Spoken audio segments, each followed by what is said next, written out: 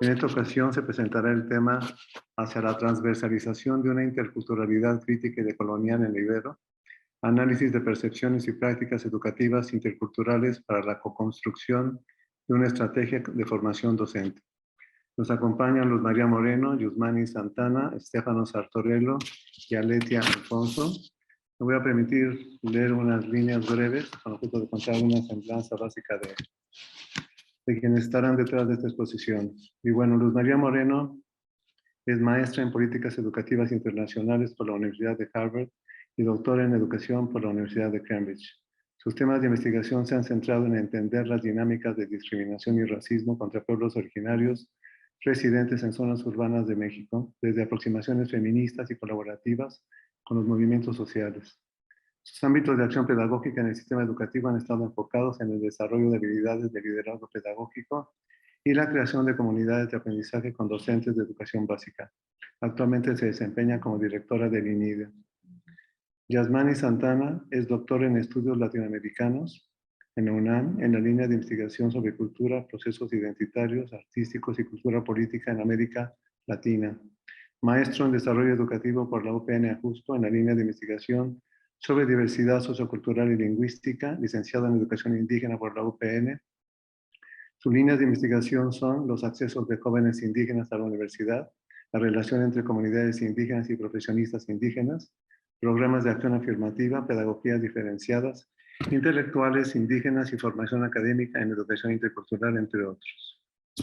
También nos acompaña Stefano Sartorello, él es politólogo por la Universidad degli Studi de Milán, es maestro en antropología social por el CIESAS y doctor en educación por la Universidad Iberoamericana de la Ciudad de México. Entre 2014 y 2015 cursó una estancia postdoctoral en el CIESAS en convenio con el CONACYT. Estefano es académico investigador del INIDE, donde trabaja desde agosto de 2015 como investigador titular de la línea de Educar para la Interculturalidad. Ha sido asesor de la Coordinación General de Educación Intercultural y Bilingüe y profesor investigador de la Universidad Intercultural de Chiapas. Finalmente nos acompaña también Aletia Alfonso. Ella cursó el doctorado en Birkbeck College y University of London, realizó su licenciatura en literatura latinoamericana en la Universidad Iberoamericana, investiga poesía y poéticas contemporáneas que buscan mediaciones diferentes al lenguaje escrito y renuevan los roles de las subjetividades lectoras en autores de Perú, Chile, Brasil y Reino Unido. Es coordinadora del doctorado en letras modernas. Y bueno, bienvenidos todos y tienen la palabra. Muchísimas gracias, Enrique. Bueno, pues de verdad, muchas gracias por este espacio. Veíamos como lejano poder llegar aquí y compartirles en qué había acabado toda esta locura que empezó un día Estefano llegando al Departamento de Educación, me acuerdo muy bien, en donde se le ocurría ver qué íbamos a hacer para fortalecer, ¿no?, la formación docente en términos interculturales. Y entonces pensamos en hacer un proyecto de investigación que nos permitiera tener información como una experiencia piloto, ¿no?, que entrara al mismo tiempo, porque fueron momentos como muy caóticos. Justo empezamos a pensarla en un momento de mucho caos en la universidad, también con el rediseño de los planes y programas de estudio, los planes Manresa, ¿no? Entonces ahorita les vamos a contar cómo fue desarrollándose todo ese proceso, en qué terminó y cómo volvió a renacer de una forma distinta en este ciclo académico. Entonces, pues bueno, la verdad es que reconozco muchas caras y nos da mucha alegría que estén aquí, sobre todo muchas caras que dentro de la universidad compartimos mucha desobediencia, mucha disidencia, y aquí les vamos luego a compartir cómo muchas de estas comunidades promueven a veces eso, ¿no? Cuestionarnos muchas estructuras y encontrar las grietas para ver cómo irlas modificando. Entonces, además, bueno, aquí tenemos a Vía Gunther, que se conectó, ¿no? Nuestro super colega de Educación Intercultural de la Veracruzana, que sabemos que también anda en búsquedas similares de cómo en los espacios universitarios podemos hacer realidad el tema de la interculturalidad crítica. Por aquí está también Patrick, que anda aquí en la Ibero y que trabaja también temas de desigualdad en otras latitudes, ¿no? Que ya ojalá tengamos la oportunidad de conocer su trabajo. En fin, Ya tendremos chance de dialogarlo y de ver sus reacciones. Vamos a hacer esta presentación lo más dinámica que se pueda, porque hay mucha información. Entonces, les voy a contar rápidamente el contexto y sobre todo el equipo. Aquí vale la pena decir que, bueno, somos bien poquitos quienes estamos dando la cara hoy, pero que en realidad, pues esto es trabajo de un equipo muy nutrido y a quienes damos un reconocimiento súper cariñoso y grande, ¿no? A Marce Gómez, que muchos de ustedes conocen, que ha trabajado en el INIDE, que es estudiante del doctorado en educación, a Natalia Ramírez, estudiante de pedagogía, bueno, ya se graduaron, Carla Arismendi, también estudiante de pedagogía, Dana Tawil, estudiante de pedagogía, Yasmani Santana, que ahorita es académico en el ITESO, pero en ese momento lo teníamos aquí como postdoctorante en el INIDE, Rocío Cos, que está en espacios curriculares de inmersión social de la Ibero, que en el caso de Rocío estuvo bien bonito porque la invitamos como equipo ampliado en un inicio, ¿no? Que el equipo ampliado ahorita les digo es como un equipo asesor con quien estuvimos como rebotando estas ideas a nivel estructura, y Rocío dijo, no, a mí cámbienme al equipo talachero, ¿no? Entonces, Rocío entró en este equipo talachero, Eugenia Legorreta, la coordinadora del programa de interculturalidad de la Ibero, que conocen bien, y Estefano del INIDE y yo también en ese momento en el Departamento de Educación y ahora en el INIDE. Entonces, así lo conformamos como un equipo talachero, así le llamamos, ¿no? Y la idea del equipo desde un inicio era que fuera un equipo diverso, que tuviera perspectivas académicas, pero también perspectivas desde las cuestiones de la logística institucional, ¿no? Sobre todo en medio de esta situación, de esta transformación que estábamos viviendo con los nuevos planes y programas, y también que tuviera la visión del estudiantado, ¿no? De distintos niveles. Entonces, eso fue sin duda una de las grandes riquezas. Y también invitamos personas, aliados, aliadas de diferentes áreas de la universidad para que fueran acompañándonos en este proceso y nos ayudaran a reflexionar. Aquí está uno de ellos sumamente importante y aliado, ¿no? Lalo García, que también en todo este proceso ha vivido así cambios dentro de la estructura, pero lo bonito de todo esto que hemos estado haciendo es que a pesar de esos cambios sabemos que hay alianzas que van más allá de los lugares en los que uno está en la universidad, ¿no? Entonces eso va creando una masa crítica bien bonita que pues nos permite, así como en la Secretaría de Educación, ¿no? Ir trascendiendo un poco las administraciones. También está Juan Carlos Ramírez, que él tuvo un lugar estratégico, también tiene, ¿no? En el área de formación docente, entonces él también nos estuvo acompañando siempre, ¿no? A recibir la propuesta de formación docente al final del proceso, en fin, un poco para que sepan cómo fue la estructura del equipo de trabajo. Entonces, como les decía, este proceso comenzó en el 2019 en el marco del rediseño de los planes Manresa. Silvia Schmelkes estaba en ese momento como vicerrectora y, como saben, el corazón de Silvia siempre estaba en el tema interculturalidad, género, sustentabilidad, y entonces en los planes Manresa su propuesta fue hagámoslo transversal en la universidad y inventen cómo, ¿no? Vean cómo le van a hacer. Y entonces ha sido un reto bien interesante, bien importante, que ahorita es muy interesante ver cómo también estos tres temas resuenan en otras agendas, en otras disciplinas, pero que ahí están, ¿no? Como una necesidad importante de saber cómo entrar.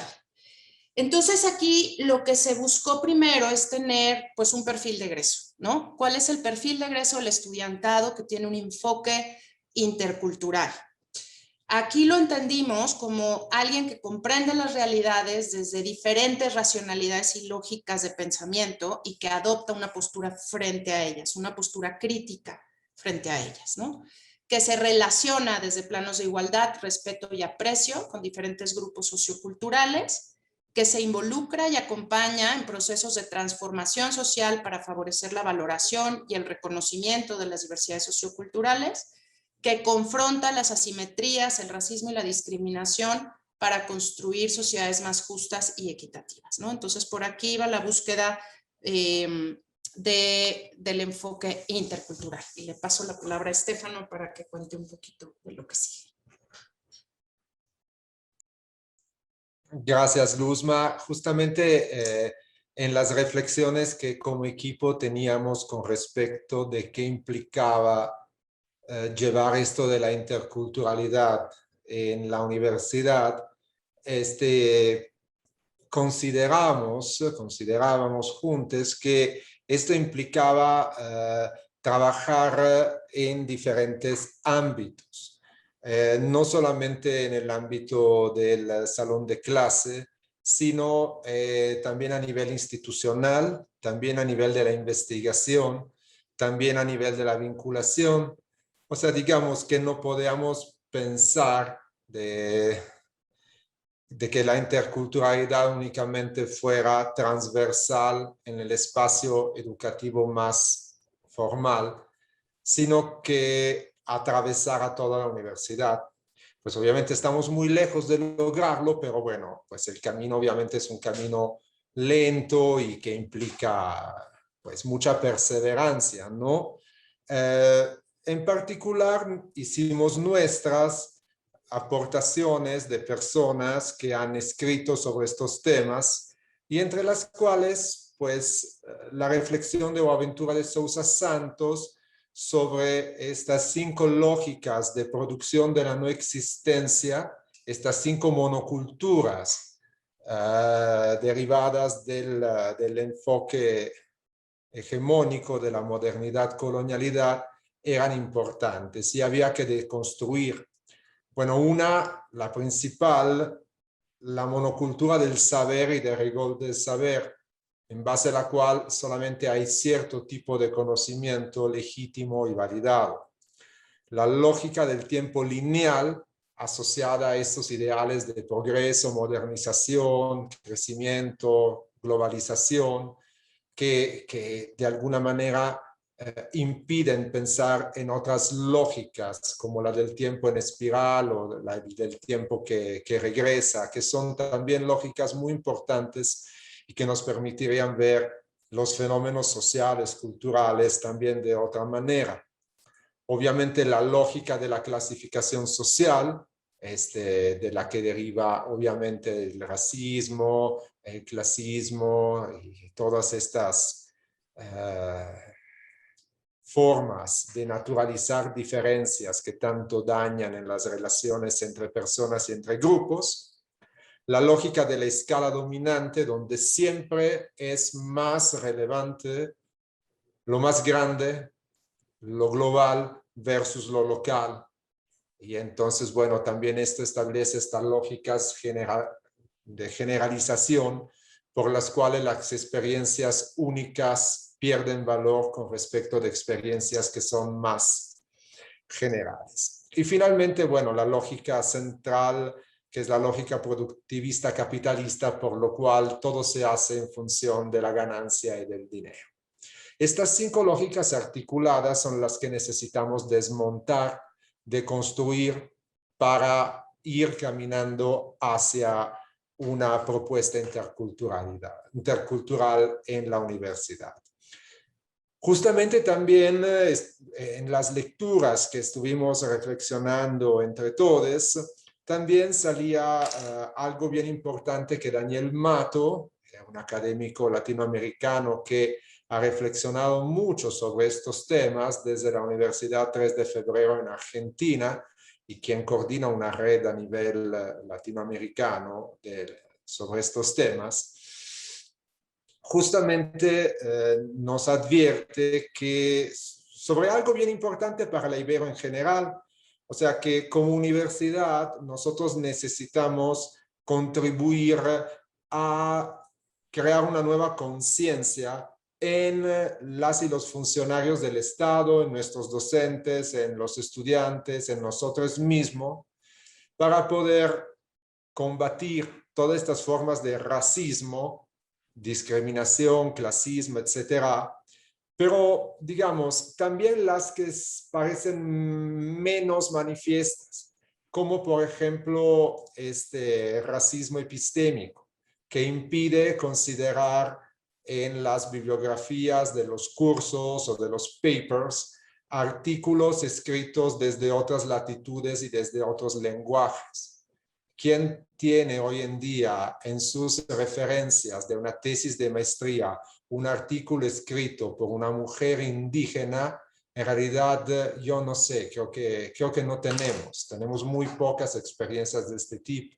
O quién acepta construir su marco referencial a partir de autoras y autores que no publican por decisión política en las revistas Q1 y Q2 en inglés. Eso significa romper con estas monoculturas. Adelante, Luzma, por favor. Bueno, en la propia universidad también vivimos ciertas barreras, retomando el lenguaje desde la inclusión educativa, por ejemplo, barreras normativas, ¿no? Que impiden que especialistas indígenas sin título de doctorado, pero que conocen muy bien sus lenguas, sus cosmovisiones, sus pedagogías y las epistemologías propias, puedan participar en las clases. O sea, sí lo hacen cuando les invitamos, pero pues es así pro bono, porque no entran en los tabuladores de la universidad.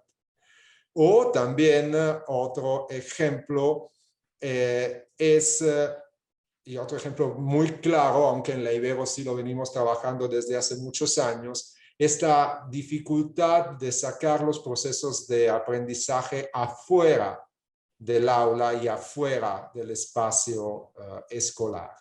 Digo, ese es un tema que afortunadamente en los planes Manresa ya se está trabajando y entonces también demuestra un camino emprendido, ¿no? Otro ejemplo de las barreras, y lo menciono, lo menciono rápidamente, por ejemplo, es digamos, la imposibilidad de hecho de que estudiantes indígenas puedan titularse con una tesis escrita en su lengua. En realidad sí se podría hacer, pero no se hace. Entonces es una barrera que a lo mejor no está relacionada con la normatividad, pero es una barrera de hecho. De lo contrario, tendríamos varias tesis donde las lenguas originarias serían lenguas para la producción de conocimiento. Pues entonces es por eso que nosotros, aunque esto desató polémicas, nos tacharon en varias reuniones de ser muy ideologizados, y sí lo somos. La ideología es algo importante que caracteriza la educación. No hay educación sin ideología. Esto, digamos, no lo digo yo, esto pues viene desde hace mucho tiempo. Nosotros sí, pues nos enfocamos hacia una perspectiva crítica y decolonial de la interculturalidad, que no es lo mismo de una perspectiva funcional de la interculturalidad. La diferencia principal, como muchas y muchos de ustedes saben, estriba en que en la funcional es la idea de que juntémonos a comer, intercambiar platillos y de repente escuchémonos hablando alguna lengua curiosa. Pero pues la crítica decolonial implica justamente deconstruirnos y deconstruir nuestras prácticas. Y esto duele y esto cuesta y esto pues lleva más tiempo, ¿no? Entonces, bueno, por eso nos preguntábamos, tal como aparece aquí en la diapositiva, ¿cómo vamos a poder lograr que nuestras prácticas docentes estén permeadas por prácticas interculturales que puedan de alguna manera tratar de desmontar el racismo, la discriminación y de construir espacios educativos de respeto, de diálogo y de co-construcción de conocimientos diversos? Un reto mayor que evidentemente no hemos logrado, pero bueno, que pues hacia allá vamos caminando.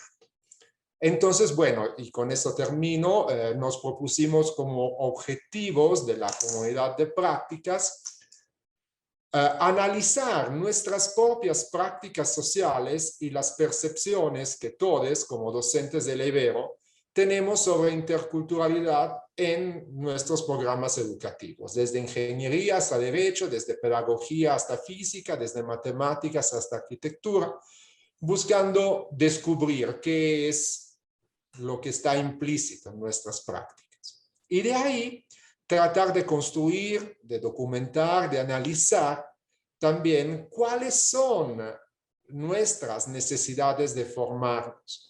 Porque partíamos del hecho de que esto no era, bueno, Luzma lo va a explicar más adelante, pero lo digo rápidamente, que justamente aquí nadie sabía más, nadie sabía menos, sino se trataba de reunirnos y entre todos tratar de construir algo que nos ayudara a andar por este camino, ¿no? Bueno, hasta aquí. Muchas gracias, Estefano. Sí, bueno, pues estos dos objetivos dieron pie a que buscáramos una metodología de investigación, acción participativa, ¿no? Que buscáramos la manera en que camináramos haciendo investigación al mismo tiempo que nos íbamos formando como colectivo, ¿no? Entonces, fue muy importante pensarnos un poco como un colectivo que hacia el final del proceso se consolidara o fuera pues una masa crítica en la universidad, ¿no? Que pudiéramos continuar juntas, juntos en esta búsqueda por la interculturalidad. No se pensó como un diplomado en educación decolonial o intercultural con perspectiva decolonial, ¿no? Que se pudo haber hecho, pero la apuesta fue por pues, irnos acuerpando desde un inicio, ¿no? Como un equipo interdisciplinario, interdepartamental, voluntario. Entonces hicimos una primera convocatoria completamente voluntaria a las y los docentes en la universidad a ver quién le quería entrar a este ejercicio, ¿no? Y aquí, bueno, sí tenemos este fundamento, estos supuestos teóricos ético-políticos, como dice Estefano, no creemos en las educaciones apolíticas, creemos que el cambio viene desde abajo, ¿no? Desde diferentes comunidades docentes que son conscientes de su propia necesidad de formación y que están dispuestos a compartir estos retos en colectivo, ¿no? Esta es la agencia de las y los docentes. Y entonces diseñamos procesos que ayuden a la formación de estos sujetos conscientes y reflexivos de las diferencias, capaces de trabajar junta y colaborativamente en la construcción de espacios educativos equitativos, justos y plurales, ¿no? Y estas son, bueno, luchas que también se han hecho en otras partes en América Latina, que ustedes seguramente conocen, Catherine Walsh, entre ellas en Ecuador, Daniel Mato, que ya le mencionó Estefano, hay otras luchas por ahí en Avia Yala que van hacia allá. Entonces, lo que propusimos fue la creación de comunidades de prácticas, ¿no? Que ustedes saben que ya están muy utilizadas, ¿no? Donald Schoen ha hablado de la importancia que tiene y de la efectividad que tiene para el cambio en las prácticas de las y los docentes. Hay muchísimos estudios sobre esto. Hay grandes diferencias entre una comunidad de aprendizaje y una comunidad de prácticas. Pero básicamente el punto esencial es la práctica reflexiva sobre la acción y en la acción, ¿no? Esto fue súper importante en el proceso y ahorita que vean los resultados creo que se va a entender mucho más, pero básicamente fue compartir como grupo e ir aprendiendo en la trayectoria profesional de todas y de todos en el proceso. Entonces, Wegner define una comunidad de práctica como un grupo de personas que comparten una preocupación, una pasión por lo que hacen y aprenden colaborativamente y buscan a través de la reflexión cómo mejorar esto, ¿no? Pero en una reflexión continua que no está libre de conflictos, que no está libre de confrontaciones, que implica aprender a dialogar de formas distintas a lo largo del proceso, de ir haciendo ajustes y así se fue creando esta comunidad de prácticas, ¿no? Y creemos, y cada vez lo defendemos más fuerte, que una comunidad de prácticas parte de un clima de confianza y de diálogo, de cariño, ¿no? En un ambiente de reflexión libre de juicios y de posibles acciones punitivas. Entonces, esto es bien importante y creo que aquí también entra una parte diferente, ¿no? Dentro de la formación docente institucionalizada que casi siempre viene acompañada pues de incentivos o de castigos, por más constructivo que lo quisiéramos enunciar, ¿no? Entonces, esta parte nos parece bien importante, porque aunque se termine el proceso, pues quedan los lazos y las ganas de seguir construyendo y eso es lo que ha quedado afortunadamente en esta comunidad.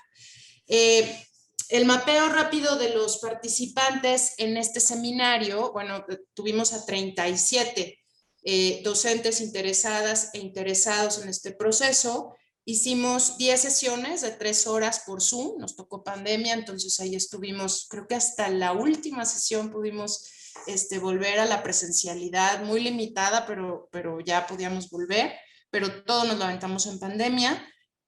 Al final terminaron 22 participantes por distintas cuestiones de cambios de horario, sobre todo que esa fue parte de los aprendizajes que tener una comunidad práctica en la Ibero durante un año es sumamente complicado por los cambios de funciones y de horarios.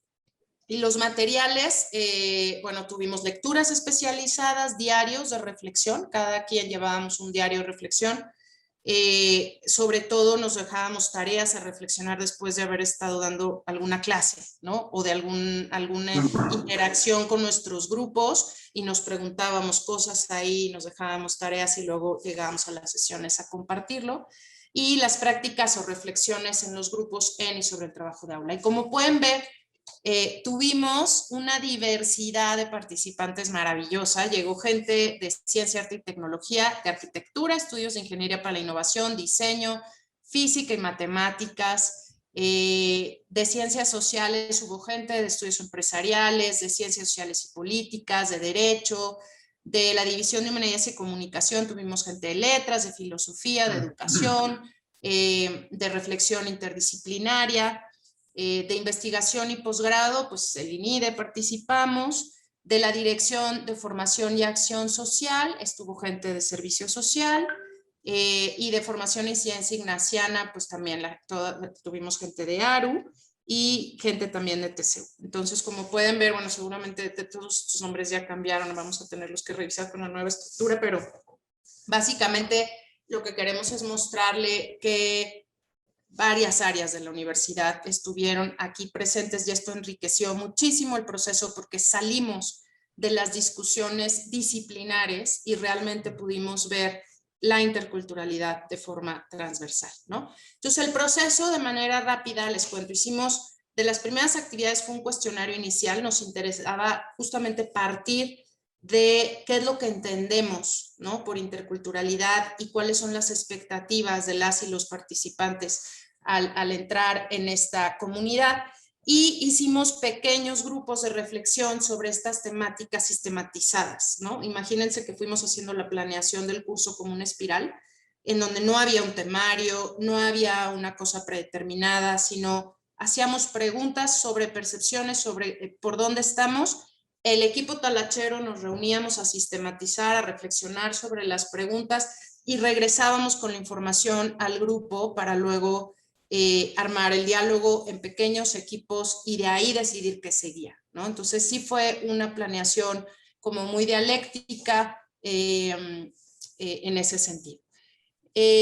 Luego fuimos como, este primer proceso fue bien interesante porque fue bastante, en algunos momentos yo diría hasta tenso, ¿no? Porque entraron justamente estas preguntas básicas de, ¿existe el racismo en México? Yo no creo, el concepto de raza no existe, esto suena más ideología que otra cosa, el cambio social viene desde, ¿no? Entonces cada quien de pronto le ponía desde su propia disciplina, hubo momentos en que decíamos, sí, que les está poniendo bueno, como que cada quien trae aquí su contexto a flor de piel, entonces estuvo bien bonito después hacer estos análisis, ¿no? Ver desde qué posiciones veníamos cada quien y qué traíamos a la mesa, pero luego centrarnos en la parte que nos unía, que era la práctica, ¿no? La práctica docente. Y ahí, cuando empezamos a ver, pero ¿cómo identificamos la diversidad sociocultural del Ibero? ¿En qué nos fijamos realmente cuando entras a un salón de clases? ¿Y cómo te das cuenta de la diferencia de clase, de etnicidad, de religión? ¿Te fijas en esas diferencias? ¿Te da pena hablarlas? ¿Las mencionas? ¿No las mencionas? ¿No? Entonces ahí empezó como ya a vincularse también con lo que hacíamos de manera cotidiana y luego fuimos haciendo estos análisis de prácticas docentes que acabaron por llamarse y así lo hicimos en el grupo, un anarcálogo, ¿no? En contra de esta idea como normativa del decálogo, de que todo está escrito en piedra, sino empezar a buscar, construir algo de manera colectiva que fuera un poco más anarquista. Y luego, de manera muy inductiva, vimos que las reflexiones finales de todo el proceso iban en torno a 3 dimensiones, ¿no? La personal, la profesional y la institucional.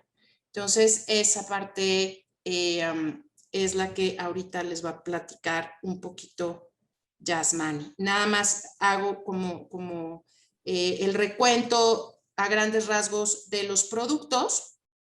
Las y los participantes acabaron haciendo un anarcálogo de prácticas educativas interculturales en donde respondían a la pregunta de qué prácticas estoy dispuesta a realizar en mis clases durante las siguientes semanas para interculturalizar mi docencia en función de lo que hemos reflexionado en la comunidad de prácticas. Y aquí hicimos 4 dimensiones también que han servido mucho para pensar en estos diferentes momentos pedagógicos, que es el diálogo, que parece que es así como el tema central dentro del tema de la interculturalidad, dentro del salón de clases y fuera también, los contenidos, la evaluación y los propósitos, ¿no? Luego también algunas y algunos participantes hicieron videos sobre lo que es la interculturalidad en la Ibero, que se socializaron con la comunidad educativa, y al final del proceso hicimos un ejercicio metacognitivo de lo que habíamos aprendido durante el proceso. Aquí hay algunos de estos productos que ahí les pusimos el QR por si quieren verlos con más calma. Hay varias también notas que se hicieron en ese momento en la Ibero, porque les digo, era un momento pues político importante por todos los cambios y el rediseño de los planes Manresa. Y entonces aquí están estos productos respondiendo a esta idea de la importancia, ¿no? de la educación intercultural en la universidad. Adelante, Jazz. Aquí, bueno, Letia nos va a ayudar primero a hablar un poco sobre algunos testimonios, ¿no? de los profesores, para después poder hablar justamente de estas reflexiones que se hicieron en las 3 dimensiones que comentaba Luzma, ¿no? A nivel personal, institucional y profesional. Entonces, bueno, Aletia, por favor. Sí, claro, gracias, Jazz, gracias, Luzma. Voy a ser súper breve, se los prometo. Les voy a hablar desde la práctica. Yo evidentemente no me dedico a la pedagogía, estudié literatura, soy docente de literatura, entonces represento uno de los miles de digamos, momentos eureka que tuvimos como estudiantes de esta comunidad de prácticas o como participantes de esta comunidad de prácticas. Y bueno, rápidamente les puedo comentar, a propósito de lo que ven en pantalla, de un docente de arquitectura y su testimonio, bueno, que nos dimos cuenta de entrada que no todos teníamos, como mencionaba Luzma, la misma idea de interculturalidad. Y la parte bonita, de verdad bonita y amable, casi filosófica, fue descubrir que no necesitábamos llegar a un consenso. Es decir, desde nuestras diferencias podríamos construir algo que llegara sí a un punto común, pero entendíamos que ese punto común no estaba necesariamente institucionalizado o no se iba a institucionalizar. Al contrario, iba a ser efímero, se va a trabajar en algún momento y si en 5 años, un semestre o 20 años se tiene otro pensamiento en torno a la interculturalidad, se incorpora ese pensamiento. Y esa parte que, como decía Luzma, no está escrita en piedra, creo que nos motivó a ser un poco más arrojadas, y empezar a explorar por dónde más se puede mover la interculturalidad. Y a propósito de esto, uno de los docentes que participó, que está trabajando en el departamento de arquitectura, decía que eso ya se daba, pero que eran esfuerzos personales, que era una cuestión empírica. Le encantaría, digamos, que la temática del Manresa, que ya mencionaron, uno de los puntos o pilares es la interculturalidad, se diera como más de fondo. Y bueno, si quieren pasamos a la siguiente diapositiva. Sí, también tuvimos la participación maravillosa de un profesor del Departamento de Física y Matemáticas. Y fue súper importante porque con él entendimos que tendremos que reaprender desde otras perspectivas. Ojo, eso no significaba, no sé, cambiar matemáticas 1 por albañilería 1, sino poner en justa medida cómo los saberes que creemos dominar desde la academia pueden ser compartidos parcialmente por otro tipo de personas que no necesariamente van a llegar a nuestras aulas. O sea, no van a ser nuestros compañeros, compañeras, ni de trabajo ni de estudio, pero nos pueden enseñar algo. Y bueno, este profesor decía que eso le ayudaría a romper el racismo que él nota como epistémico y a mirar conocimientos, saberes y prácticas diferentes desde una perspectiva también diversa y diferente, que ayude e integre, digamos, la formación que buscamos con el estudiantado. Siguiente diapositiva. Y bueno, también nos dimos cuenta, como creo que ya lo dije, que pues hay estructuras, no necesariamente estamos diciendo que la universidad, hay estructuras mucho más fuertes que todos nosotros o nosotras juntos, que no permiten que la interculturalidad se dé como se desea, pero también entendemos que no vamos a armar la revolución. Lo que queremos es ir haciendo un cambio paulatino, y el primero tiene que ver con este cambio personal o profesional de cada uno de nosotras, nosotres, dentro de aulas, en cuanto a cuestiones, siguiente diapositiva, que tienen que ver con entender que coaprendemos, o sea, que estamos con el estudiante a partir de un diálogo horizontal, como bien menciona una profesora o mencionó una profesora de estudios empresariales. También entendimos que tristemente hasta este momento la Ibero no parece haber incluido la diversidad, o sea, sí en el discurso, no necesariamente en la práctica. Nuestra gestión y nuestros comentarios sobre cómo gestionábamos las aulas y cómo se percibían al estudiantado dentro de las aulas nos llevó a la conclusión de que si bien hay un discurso positivo sobre la diversidad, esa diversidad no se mezcla dentro de aulas y es algo que acordamos trabajar. Siguiente diapositiva. Bueno, ahí soy yo, voy a meter gol, qué horror. Bueno, en pocas palabras puedo decir que además de los cambios personales, profesionales, en gestión de aula, también está la otra posibilidad de replantear los contenidos de las clases. Eso lo podría hacer, pues, ¿no?, su servidora, porque trabajo en literatura y puedo echar mano de literatura escrita en lengua minoritaria. Sabemos que no es el caso de todos los caminos profesionales que ofrece la universidad, pero sí quizá podríamos romper esa rigidez, que creo que las personas que están en género también lo hacen, a partir de, como mencionaba Estefano, incluir en la currícula a lo mejor pensadores indígenas, a lo mejor incluir poetas o novelistas que tienen un pensamiento, en el caso de mi área, muy interesante, pero no necesariamente van a llegar a artículos científicos en los primeros cuartiles. Siguiente. Ok, bueno, también en pocas palabras lo que tendremos que hacer o aprendimos a hacer o a intentar como profesores es tratar de reinventarnos de forma personal, salir del área de confort a partir de la humildad sin caer en paternalismos. Eso también fue como el momento en el que a todos la cabeza nos estalló. O sea, como vemos polarizadas las aulas en algunos casos, empezamos a arropar a unos y a descobijar a otros. Y en realidad no, o sea, hay que exigir a todos, ayudarles a que nos ayuden también, ¿no?, a aprender, pero sin caer en estas demostraciones excesivas de afecto, de deferencia, porque no le estaríamos haciendo bien ni a unos ni a otros. Y bueno, creo que ya con eso terminaría mi participación. Y bueno, gracias por darme voz, Luzma, Estefano, Yasmani y el resto del equipo. Gracias, Aletia. Sí, bueno, para nosotros fue sumamente importante. Hicimos un ejercicio de sistematización al final. El equipo estuvimos revisando todo lo que los profes habían dicho, los profesores, las profesoras, y veíamos a grandes rasgos que decían en el nivel personal, en el nivel profesional y por último en el institucional, porque hacía falta hacer algunas recomendaciones para la Ibero, ¿no? Entonces, intentamos hacer un ejercicio de sistematización a partir de toda esta riqueza, y esto sí me gustaría comentarlo así muy casi textual, porque en realidad es sumamente importante. En el terreno de lo personal, decían que uno de los aprendizajes más significativos que referían es que la interculturalidad es algo que se vive en la cotidianidad.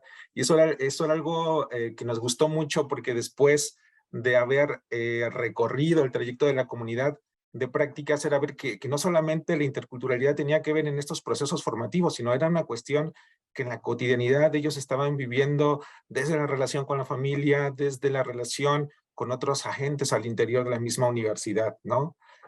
Comentaron que las reflexiones que se dieron en la comunidad de prácticas sirvieron para sensibilizar su relación con otras personas con las que interactúan en lo cotidiano, y mencionaron que han aprendido a cuidar el lenguaje y las actitudes para evitar expresiones racistas, clasistas y discriminatorias.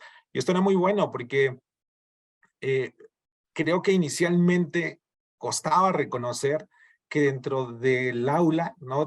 Cuando se da la clase y demás, existen estas expresiones, ¿no? Que a veces se dan no en mal plan, sino a veces tenemos tan naturalizados ciertos lenguajes que no nos damos cuenta que estamos discriminando y que estamos marcando ciertas diferencias. Entonces, nos parecía súper importante que al final se pudieran expresar de esta manera, porque entendíamos que estaba dando mucho fruto este proceso de reflexión, ¿no? Porque además, seguramente más adelante lo platicará también al final Luzma y Estefano, pues que también fue un poco un proceso complejo, ¿no? De escucharnos y que de repente algún profe decía, hey, pues yo no estoy de acuerdo, yo no he sido racista, yo no he sido clasista, mi clase ha sido así, pero a medida que avanzábamos en la comunidad de prácticas decíamos, canijo, creo que sí lo hemos hecho, ¿no? O sea, sí ha sucedido y nos ha ocurrido y no nos hemos dado cuenta y ha sido muy natural. Entonces, creíamos o veíamos que íbamos avanzando por buen camino. En términos epistémicos, se comentó la importancia de romper con prejuicios propios derivados de una formación académica disciplinar y de corte eurocéntrico, admitiendo que toda producción de conocimiento es válida, ¿no? Un poco lo mencionaba Aletia, ¿no? De incorporar otros conocimientos. En este sentido, uno de los retos más apremiantes de la interculturalidad consiste en ser capaces de entrar en un diálogo con otros grupos y otras formas de generar conocimiento, aprender a incluir otros saberes y otras personas sin quitarles la voz, la autonomía y las formas propias de ser y estar en el mundo. La que sigue, por favor. Una buena parte de los participantes considera que es necesario vivir en carne propia las tensiones de los lugares de privilegio. Y aquí era importante también eso, ¿no? O sea, en algún momento los y los participantes decían, claro, es que nosotros partimos desde el privilegio, ¿no? Un privilegio que a veces no reconocemos y que evidentemente eso tensiona las relaciones dentro del aula, ¿no? Entonces, nos parecía que de alguna manera empezar a visibilizar que hay un lugar de privilegio era súper importante. No es que a partir de la comunidad la gente va a renunciar a sus privilegios, porque eso no se puede, pero sí hay una reflexión en torno a desde dónde parto, ¿no? Como docente en un lugar, en una posición de poder también, ¿no? Eso surgía mucho, decir, yo soy un profe y desde acá tengo un lugar de poder donde en algún momento necesito bajarme, necesito renunciar a ese poder y ese privilegio para poder establecer estos diálogos un poco más horizontales. Y esta otra parte es muy importante, ¿no? O sea, desmontar el paternalismo, porque muchos profes también reconocían cómo trabajo con esta diversidad, ¿no? O sea, reconozco que tengo estudiantes afros, que tengo estudiantes de comunidades, que tengo estudiantes que son de algunos programas, como Si Quieres Puedes, ¿no? Que son becarios y que de alguna manera tienen que mantener ciertas notas para continuar con los apoyos y decían, bueno, pues a mí me cuesta, entonces para mí es más fácil darles una nota, ¿no? Ayudarles y no ser tan exigentes a reprobarlos y a ser muy duros con ellos. Entonces se daban cuenta que había un paternalismo de fondo y que eso también generaba una discriminación, ¿no? Entonces, evidentemente íbamos avanzando hacia estos entramados que a veces son complejos porque pareciera ser que bajo actitudes de buena onda también estamos haciendo discriminación. Muchos de los docentes de la comunidad expresaron que ahora son más conscientes de las prácticas coloniales que se han reproducido en la vida cotidiana, como en los salones de clase en la Ibero, y es necesario dejar de clasificar a las personas por sus rasgos físicos o apariencias. Y eso también era muy importante, ¿no?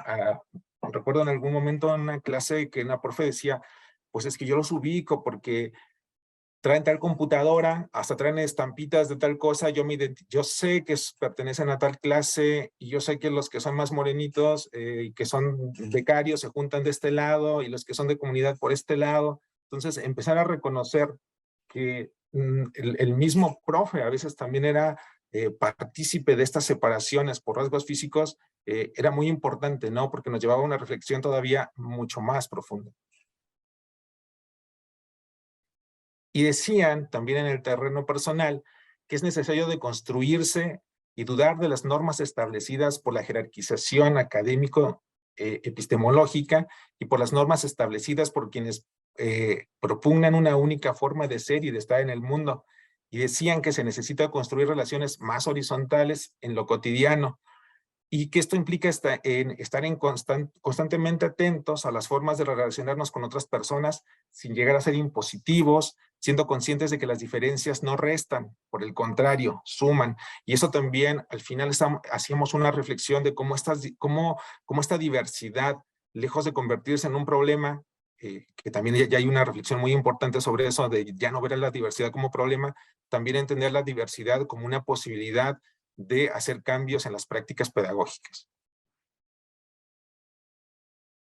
En el terreno profesional, y esto es lo importante, decían que un aspecto fundamental que surgió fue cuando los participantes señalaban que enseñamos llenos de postulados dados y verdades asimiladas, producidas por una sola cuenca cultural, discriminando e incluso ignorando otras líneas de producción de conocimiento. Y apuntaron que a nivel profesional, en este proceso se han aprendido a reflexionar y respetar tanto en el aula como frente al grupo, como a la hora de la planeación para tener en cuenta las distintas personas que conforman el grupo. Eso era muy importante, decían, bueno, a partir de la comunidad de prácticas, había una reflexión en torno a quiénes son los estudiantes. Entonces decían, ya no voy a hacer mi planeación. Algunos decían, para mí sería importante ya no hacer mi planeación solo ahí y viendo qué voy a dar, sino más bien conocer el grupo, quiénes son mis estudiantes, cuál es la diversidad de estudiantes que tengo, y a partir de ello poder empezar a hacer una planeación donde pudiera contemplar toda esa diversidad. Bueno, y aquí algunos otros puntos, me voy rápido. Destinar tiempo para una escucha activa de cada participante en el curso, porque también decían, hay que darle tiempo a los estudiantes, no solamente es lo académico, hay que establecer tiempos para dialogar con ellos, favorecer la democratización de los saberes, brindando apoyo a quienes tienen algún rezago o desventaja formativa, facilitar las prácticas de inclusión entre miembros del grupo, evitar prácticas de paternalismo, que ya lo habíamos platicado, practicar la horizontalidad en la comunicación y en la toma de decisiones, es decir, que no fuera el profesor quien decidiera todo, sino que siempre se estuviera consultando al grupo. De hecho, en algún momento un profe decía, a mí lo que me gustaría hacer es avanzar en un módulo, detenerme y dialogar con el grupo y saber cómo vamos avanzando. Y si es necesario reajustar y poner algunas otras lecturas, ¿no? Algunos otros temas que para ellos fueran importantes, ahí hacer algún ajuste. Esto también era importante. Identificar e incluir en las clases bibliografía y materiales visuales elaborados por mujeres, ¿no? Esto lo decía una profe, es que decía, leemos hombres europeos y no estamos leyendo mujeres, ¿no? Y más abajo también lo decía, ¿no? O sea, cómo empezar a hacer lecturas que pudieran abarcar conocimientos más desde América Latina y también algunos escritores que fueran de pueblos originarios, ¿no? Esto también lo comentábamos ya, entender la diversidad como riqueza y no como obstáculo. Y al final decían que la interculturalidad no se limita a la dimensión de este relacionamiento entre culturas diversas, que fue lo que explicaba Estefano al inicio, que esta cuestión más funcional, sino que desde una perspectiva crítica e interseccional, también hay que considerar otras dimensiones que den cuenta de la gran complejidad de las relaciones interculturales, como el género, el patriarcado, la clase social, el poder, la jerarquía institucional dentro de la universidad, sin privilegiar alguna dimensión sobre otra. Manifestaron que les incomoda que la mayor parte de la responsabilidad del aprendizaje y la evaluación recae en el docente. Entonces decían, bueno, me gustaría también buscar otras formas de evaluación y que toda la responsabilidad no fuera mía, ¿no? O sea, eso incluye también pues la participación de los propios estudiantes, ¿no? Que los propios estudiantes propongan otras formas de evaluación, que otros compañeros se sumen, que podamos trabajar en grupo y que no seamos nosotros solos dentro del aula tomando decisiones. Proponen que realmente haya una apertura desde los cuerpos directivos de la universidad para evolucionar las estructuras académicas administrativas en busca de nuevas fórmulas para construir y evaluar conocimiento, promoviendo la participación de diversos actores, y enfatizaron que es necesario poco a poco, sin prisa, que es así como se ha hecho, pero sin pausa, ir rompiendo las estructuras elitistas y verticales que permean la Ibero, para permitir la inclusión de la mayor heterogeneidad social y cultural posible. Y esta es una lucha constante que tanto Estefano como Luzma y quienes participamos en este grupo, pues somos muy conscientes, ¿no? O sea, de hacer una lucha en seguir incluyendo grupos que tradicionalmente no están en la Ibero y que creemos que enriquecen muchísimo la presencia de ellos dentro de la universidad. Entonces, bueno, esta es una lucha constante todavía, ¿no? Decían que les incomoda la presión de trabajar con un temario y los aprendizajes esperados que se deben cumplir, ¿no? Por eso decían, pues no, o sea, no hay que trabajar así, hay que ir avanzando de a poco, hay que ir viendo qué mejoramos, qué otras lecturas, cómo complementamos, cómo hacemos que los estudiantes participen. Y decían que les preocupa que a nivel de las prácticas profesionales, el tema de la interculturalidad se quede solamente en el discurso, en buenas intenciones, o peor aún, en acciones superficiales solo para cumplir, pero sin un fondo trascendente real, y que eso lo comentan más adelante en términos institucionales. Ya casi acabo, voy rapidísimo. Es que esa parte es muy importante y creo que a mí personalmente, cuando terminamos las comunidades de práctica, me parecía que esto que ellos estaban diciendo eran unas voces distintas a las que habíamos iniciado en la comunidad de prácticas. Y no solamente ellos, ¿no? También, ahora lo va a comentar Luzma y Estefano, pero también nosotros, ¿no? Crecimos y nos construimos y nos deconstruimos pensando en varias críticas que podíamos hacer en la interculturalidad, pero también a estas formas o estas necesidades que hay dentro de la propia institución, ¿no? Entonces, ellos decían que les preocupaba que hubiera una falta de voluntad política y poca disposición y poca disponibilidad de colegas y autoridades de la universidad, y manifestaban que hace falta mensajes claros de las autoridades, que hay discursos genéricos, pero son limitados, ¿no? Entonces decían, si hay un mensaje, hay que transversalizar, está el tema de la interculturalidad, pero hay que ser más claros en acciones mucho más concretas, ¿no? Existe poca disposición para hacer cambios a nivel estructural y normativo. Hay una enorme preocupación que desde arriba se simule que existen intereses por el tema de la interculturalidad, pero que solo se queda a nivel discursivo y no se acompañe de acciones concretas, ¿no? Nosotros decíamos, pues hagamos cosas que sean muy concretas, hay que interculturalizar los currículums, ¿no? Y hay que dar cabida a otros actores que no están ahí. Bueno, me sigo. Hay una preocupación porque sea una actitud superficial. Bueno, eso es un poco lo mismo, ¿no? Que nos impida un análisis profundo de nuestras prácticas, prejuicios y estereotipos, lo cual nos lleva a una falsa ilusión de que existe una interculturalidad, ¿no? Pero que obscurezca también estas prácticas racistas que siguen permeando.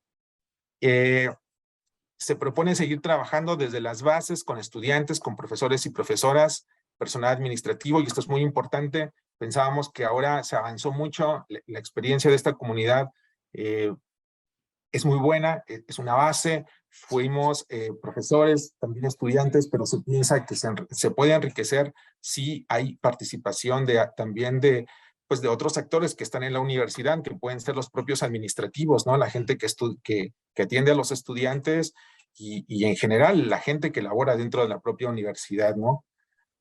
Esto también se sugiere crear nuevas comunidades de prácticas, esto lo dijeron al final, que a ellos les gustaría que siguieran estas comunidades, y bueno, también ahora hay una nueva versión de las comunidades de prácticas que también ya les comentarán.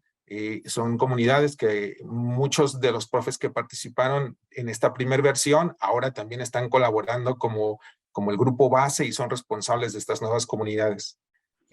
Propusieron contar, bueno, perdón. ¿Eso es lo último? propusieron contar con sesiones a cargo de expertos y eso es como para seguirse nutriendo y seguir aprendiendo. Y listo, por ahí lo dejo. Son muchas cosas, esto es muy breve por el poco tiempo, pero bueno, ahí lo dejamos. Mil gracias, Yasmani. Bueno, de cualquier manera, todo esto está ahorita en prensa. Vamos a hacer un cuaderno de investigación desde el INID, entonces van a poder revisarlo y descargarlo y poder leer todo el informe completo, ¿no? De esta experiencia. ¿Qué aprendizajes nos llevamos? Como equipo coordinador, como equipo talachero, la organización desde un modelo inductivo fue clave, ¿no? Lejos de esta rigidez de seguir un plan establecido o las típicas cartas descriptivas, ¿no? Que se entienden en la formación docente de el objetivo general específico, los productos, el temario y entonces la evaluación y entonces no. O sea, la cuestión inductiva fue bien importante para poder construir colaborativamente todo este proceso y acompañarnos, ¿no? Desde donde estamos, cada quien. Poner un piso común y desde ahí decir, aquí empezamos a construir, ¿no? Entonces sí fue un proceso dialógico, hubo reflexiones continuas del grupo coordinador, o sea, sí dedicamos mucho tiempo, mucha honestidad epistémica, afectiva, dialógica, hubo ahí un tema de afectos muy importante. Y esto fue resonando también en las reflexiones con la comunidad, ¿no? Entonces estos eran los insumos para la planeación, como les decía, de reuniones consecuentes. Estefan. Sí, gracias, Luzma. Bueno, entonces, siguiendo en esta misma línea, ¿no? Obviamente, lo que señala Luzma, lo fuimos aprendiendo y lo estamos aprendiendo. No estaba previsto. Esta es un poco la lógica inductiva, ¿no? Te abres a un proceso y asumes lo que viene y sus consecuencias, ¿no? Y esto sí vale mucho, vale mucho. Otro elemento que aprendimos es no trabajar únicamente contenidos, sino procesos y reflexiones sobre las prácticas. Esto fue clave. Otro, digamos, aprendizaje fue generar la confianza suficiente para que pudiéramos hasta pelearnos entre nosotros y decirnos las cosas. Y esto fue fundamental. Hubo sesiones del equipo talachero, hubo sesiones, yo recuerdo una sesión fantástica facilitada por Yasmani y por Dana Tawil, donde nos pusimos a decirnos cosas que sentíamos y cómo nos veíamos en el proceso. Y esto ayudó mucho. Creo que todavía venimos muy beneficiados de este proceso. Y claro, bueno, lo central, algo increíble, fue que los estudiantes estaban en el equipo coordinador. O sea, no solamente participaban estudiantes en la comunidad de práctica, como ahora está sucediendo en las nuevas comunidades que se están impulsando desde la Dirección de Innovación Educativa y donde seguimos participando, sino que había estudiantes en el equipo talachero. Y había chicas, en este caso de pedagogía, que nos decían, se le entiende muy poco así. No. A ver, pónganos a bailar. A ver, no. Bájenle. Pongan esta dinámica. O sea, traían ideas frescas, dinámicas, pero también muy profundas, que nos permitían también aprender a romper con ciertas rigideces nuestras, ¿no? Adelante, Luzma, tú. Sí, otra cosa importantísima de aprendizaje es ya como equipo, tanto talachero como las y los docentes que participaron, fue el sentirnos acompañados, ¿no? Creo que aquí también el tema pandemia fue esencial, pero bueno, aún dentro de locura de la presencialidad ya también hay una sensación de soledad, ¿no? De saturación, de chamba, pero de soledad. Entonces, el poder acompañarnos en este proceso fue maravilloso, ¿no? Y aquí es en donde les digo que la parte afectiva tiene un elemento muy importante, porque permitió crear un sentido de comunidad y tener un propósito común, ¿no? Los afectos, sin duda, fueron una base muy sólida para una reflexión profunda, para una autoevaluación, para no tener miedo, pues a echarle un ojito a mis propios prejuicios, a mis propios racismos que a veces salen, ¿no? sin darme cuenta, y poder ver cómo muchas de estas cosas las reproducimos de manera automática y que siguen siendo opresiones moderno-coloniales, ¿no? Porque pues así hemos crecido. Entonces, ahí había un ambiente también de confianza para poder expresar y escucharnos en torno a estos temas, y que después pudiéramos aterrizarlo en acciones concretas. Estefan. Obviamente, como queda manifiesto de esta presentación, lo que hemos aprendido es que no hay una sola manera de trabajar interculturalidad en el Ibero, ¿no? Hay múltiples, hay muchas, hay varias experiencias. Aquí también está con nosotros en el seminario José Luis Bermeo, por ejemplo, que lleva varios años también trabajándolo desde otras lógicas que también son muy interesantes y enriquecedoras. O sea, hay varios caminos, no hay uno solo.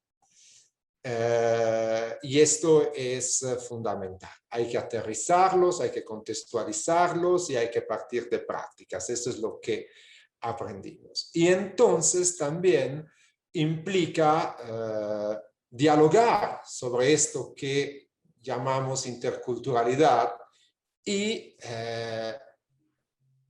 aterrizar estos diálogos en cuestiones muy concretas, ¿no? Para definir estrategias que sean, bueno, situadas, pertinentes, muy contextualizadas. En ese sentido, obviamente, no estamos a favor de formas de capacitación docente de arriba hacia abajo, con currículums inflexibles, al estilo diplomado que apruebas o no. Aquí no se trata de que apruebes o menos. Aquí se trata de que participes de una experiencia, que la lleves a tu corazón y que sea reflexiva. Y bueno, pues, y de ahí vas aprendiendo cosas, sin duda. Pero no apruebas o repruebas. Vives. Bueno, hasta aquí creo. Bueno, entonces, pues algunas de las conclusiones, ¿no? Porque esto sigue y como saben, pues el proceso continúa ahorita con una segunda edición de las comunidades de prácticas, pero lo que sí tenemos claro es que entendemos que la interculturalidad sigue siendo un camino con dudas, conflictos y desacuerdos, ¿no? Pero también con una esperanza de que sí es posible construir caminos comunes, ¿no? Pensando en este horizonte último de crear sociedades más justas, menos racistas, menos clasistas, donde la diversidad no sea un problema, sino una posibilidad de aprender de y con el otro, ¿no? Y aquí solo agrego que sí vemos este horizonte futuro de estos caminos comunes en donde también convergen las cuestiones de género y las de sustentabilidad. O sea, no son comunidades aisladas, ¿no? Ni tendrían que ser separadas. Aquí en esta visión de plantearnos la interculturalidad entran las inequidades de género, entran las cuestiones territoriales que tienen que ver con lo sustentable, estamos en relación, ¿no? Entonces esto más bien, como decía Estefano, es una aproximación que primero se lleva al corazón, que primero permite uno entrar en esta reflexión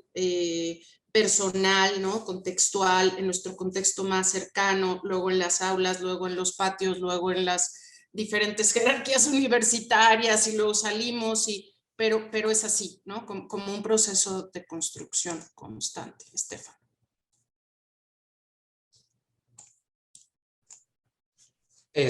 Sí, exacto. Y entonces esto implica sumar voces que han sido silenciadas y que no suelen figurar en estos procesos, ¿no? Entonces, pues hay que conformar equipos muy plurales, donde participen, como ya señalaba Yasmani anteriormente, estudiantes, profesoras, profesores, administrativos. Sería muy importante contar con personal, lo que en la Ibero se llama personal de servicio, que en nuestros análisis hemos visto cómo padece relaciones muy complejas de discriminación clasista, racial. Y bueno, y por supuesto, para nosotros esta experiencia de las comunidades de prácticas interculturales ha sido realmente un gran descubrimiento. Habíamos leído, Luz María nos había compartido sus reflexiones sobre un enfoque que ella conocía bien y que nos compartió, pero vivenciarlo sí fue completamente otra cosa, ¿no? Y entonces pues nos permitió, sí, ahora sí, apostarle mucho, ¿no? Y esta apuesta, afortunadamente, y esto creo que es también bueno señalarlo, está siendo poco a poco también entendida. Hoy en día, Ximena de la dirección, Ximena Chao, perdón, de la Dirección de Educación, de Innovación Educativa, también ha querido apostarle a estos procesos en una versión distinta, pero muy interesante, que ahora se está extendiendo a género, a sustentabilidad, y bueno, y que nosotros continuamos en interculturalidad. Entonces esto, digamos, vaya, hay una propuesta también metodológica de cómo hacer, y esto creo que pues es rico, aunque no es obviamente la única, ¿no? Bueno, pues también hemos aprendido que, como decíamos, el involucramiento de los actores diversos, como ya decía Estefano, es fundamental, ¿no? Entre más diversidad haya, mejor. Y que este proceso de formación debe darse desde esta perspectiva crítica y decolonial, ¿no? Porque efectivamente hay otros enfoques de interculturalidad de corte mucho más funcional, más armónico, ¿no? Entonces, no estamos apostándole a eso, estamos apostándole a una visión de la interculturalidad que desestabilice, ¿no? Que el sistema, que piense en las dinámicas de poder, que piense en las inequidades, que piense que cuando llegamos al diálogo llegamos desde posiciones completamente diferentes y que a veces toca primero emparejar el piso para luego dialogar. Entonces, ese tipo de cosas nos parecen básicas plantearlas como punto importante dentro de la Ibero. Y con eso terminamos nuestra presentación y pues nos encantaría escucharles sus reacciones de todo este proceso. Muchas gracias. Muchísimas gracias a todas y todos en el equipo. Estaba yo pensando ahorita que difícilmente no sentirse tocado por una experiencia como estas. La verdad sí da mucha luz, con mucha esperanza, como que abre puertas, hacer las cosas diferentes. Me llama la atención la comunidad de práctica, el sentido de participación, lo colectivo, la crítica. Son muchas dimensiones realmente las que están detrás de este proyecto tan afortunado que lanzaron hace varios años, ¿no? Pues bueno, tenemos un tiempo afortunado, son casi 50 minutos. Nos abrimos el foro al público por si hubiera alguna duda, comentario, bienvenido.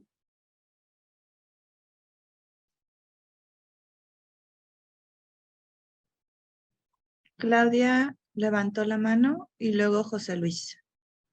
Venga. Gracias.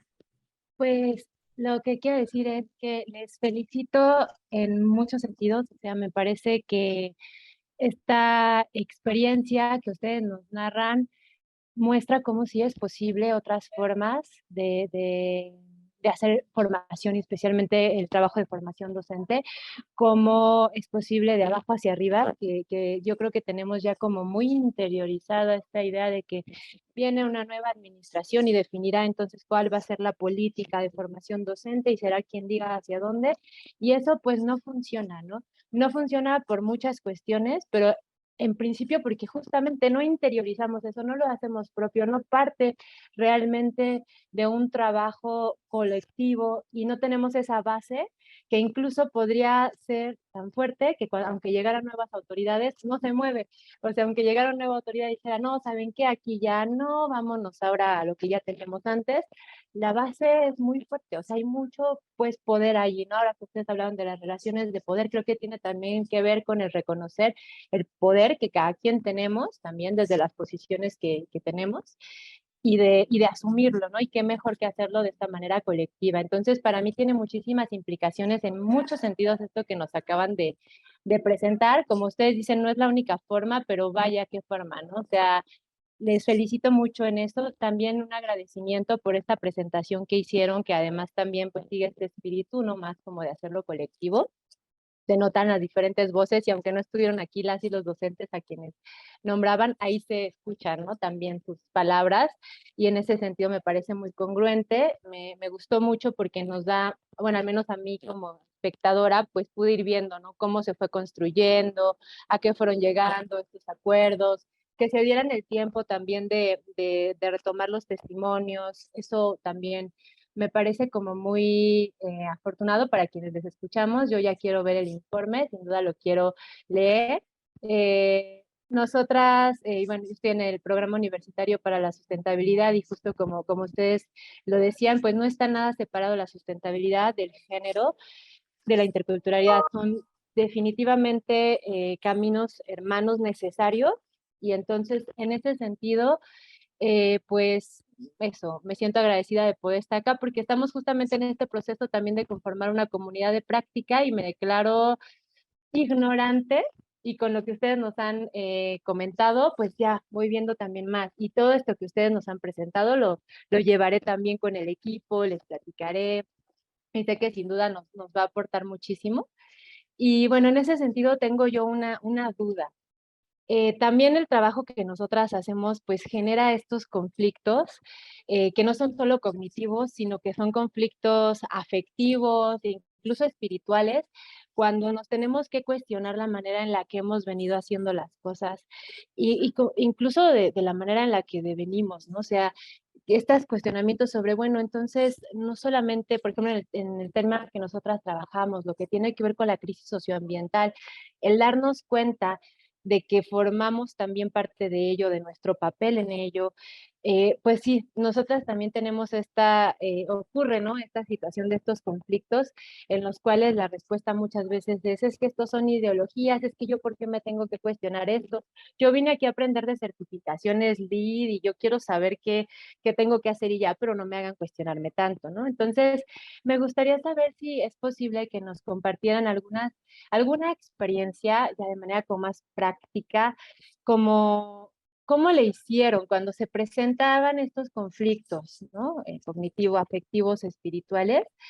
¿Cómo fue que el grupo, cómo fue que la comunidad dialogó en torno a ellos, los manejó para llegar a este momento eureka que ustedes nos comentaban, que a mí me parece increíble de decir, ok, no necesitamos llegar a un consenso, no necesitamos estar de acuerdo en todo, pero esto no rompió a la comunidad, porque a nosotras, pues eso justo nos preocupa mucho, ¿no? O sea, ¿cómo, cómo llevar a cabo estos procesos de conflicto tan tensos y que no impliquen un rompimiento afectivo, por decirlo, ¿no? Y eso, pues muchísimas gracias de nuevo. Gracias, Claudia. Si les parece, procedemos con 3 comentarios. José Luis. Gracias, Enrique.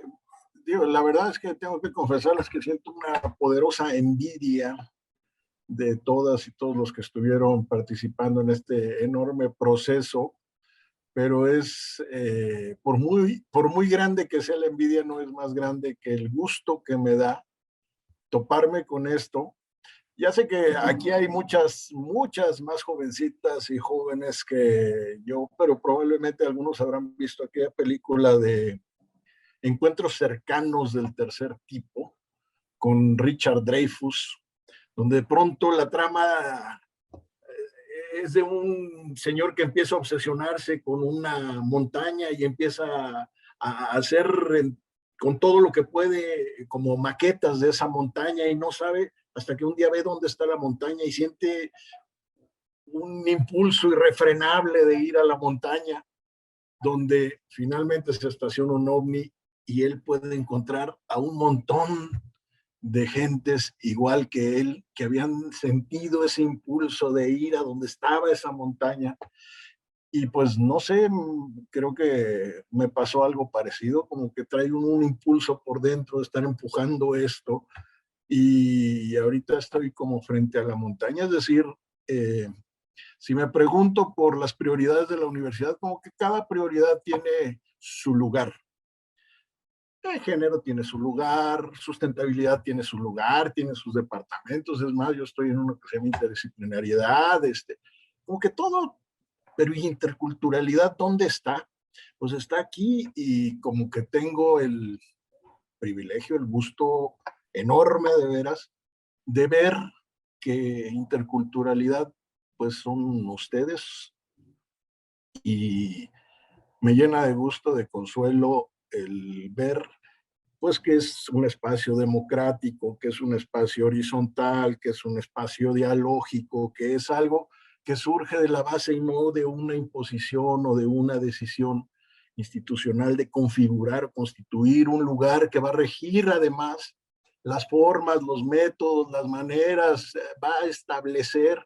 Me encantó esto no del narcólogo, sino del anarcólogo. En fin, felicidades, felicidades, y pues yo cuenten conmigo en lo que sea. Ya saben que ahí estamos. Eric. Bueno, pues empezar por felicitarles, porque creo que esta es una investigación que requiere de mucho trabajo, pero también de mucho compromiso con las y los participantes. De verdad que yo creo que lo que ustedes están presentándonos hoy es una de las investigaciones más importantes que yo conozco y que debería de tener continuidad más allá de las distintas administraciones o de los cambios que pueda haber dentro de la universidad.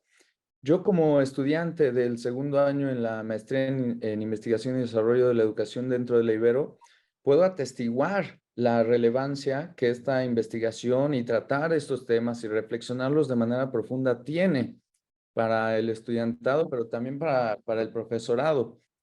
Me uno sobre todo a esta intención que ustedes mantienen por no silenciar las voces, por reconocer esos problemas que pueden venir de cómo nos formamos, de las estructuras sociales en las que vivimos.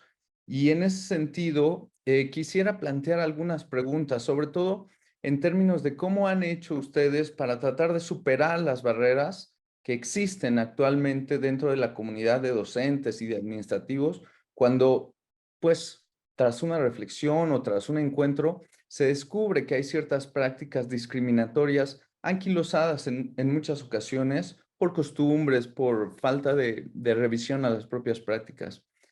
Yo en estos 2 años, lamentablemente, he sido testigo de prácticas discriminatorias hacia mi persona por concepto de edadismo, académicos que deslegitiman la opinión de las personas a partir de la edad que tienen, academicismo también, deslegitimar las opiniones de las personas a partir del grado escolar que tienen en ese momento, pero también, lamentablemente, he sido testigo y víctima de personas que trabajan como académicos y como académicas dentro de la Ibero, que me han hecho el epítome del clasismo en México, ¿no? El comentario de decir, tú y yo no somos iguales, ¿no? Salte de la reunión, no puedes participar en esta reunión, más específicamente en una sesión de consejo técnico a puerta cerrada, ¿no? Con todo el anonimato que eso implica, la protección que eso implica también, ¿no?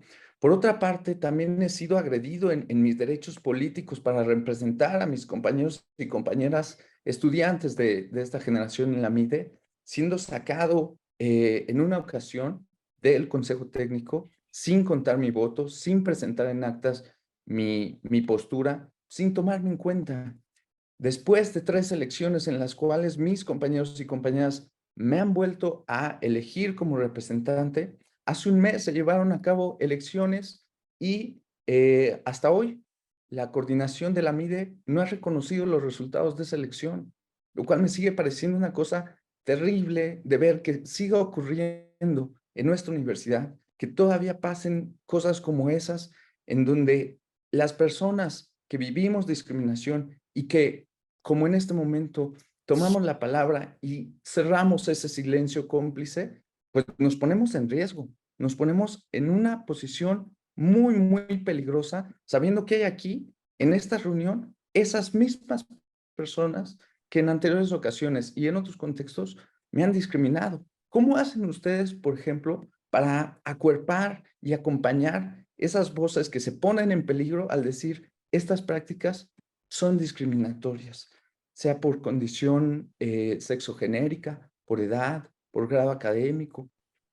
¿Cómo le hacemos para todos y todas poder cambiar esas prácticas que siguen estando presentes en nuestra universidad y que no deberían de continuar? Y sobre todo, reconocer que a veces, quizás queriéndolo o no, damos pie a que continúen diciendo,